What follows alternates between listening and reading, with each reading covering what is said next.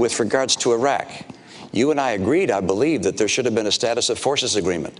Did you? Oh, you didn't? You didn't want a status of forces agreement? No, what I would not have done is left 10,000 troops in Iraq that would tie us down. That certainly would not help us in the Middle East. I'm sorry. Look, you actually, there was an effort on the part of the president to have a status of forces agreement, and I concurred in that and said that we should have some number of troops that stayed on.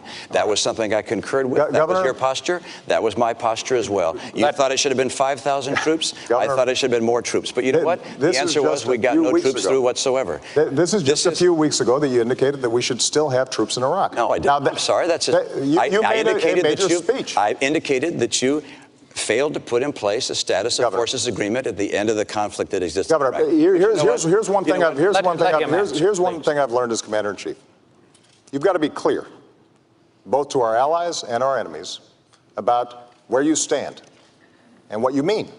Now, you just gave a speech a few weeks ago in which you said we should still have troops in Iraq. That is not a recipe for making sure that we are taking advantage of the opportunities and meeting the challenges of the Middle East.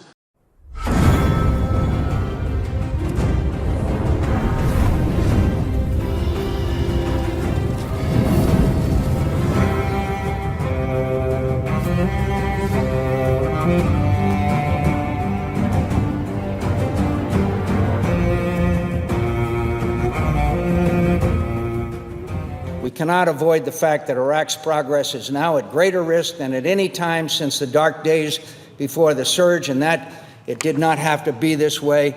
And finally, on December 14th, the day that the president in triumph visited Fort Bragg to mark the end, in his view, the end of the Iraq War, I said over 4,000 brave young Americans gave their lives in this conflict. I pray that their sacrifice is not in vain. Unfortunately, it is clear that this decision of a complete pullout of United States troops from Iraq was dictated by politics and not our national security interests. I believe that history will judge this president's leadership with the scorn and disdain that it deserves.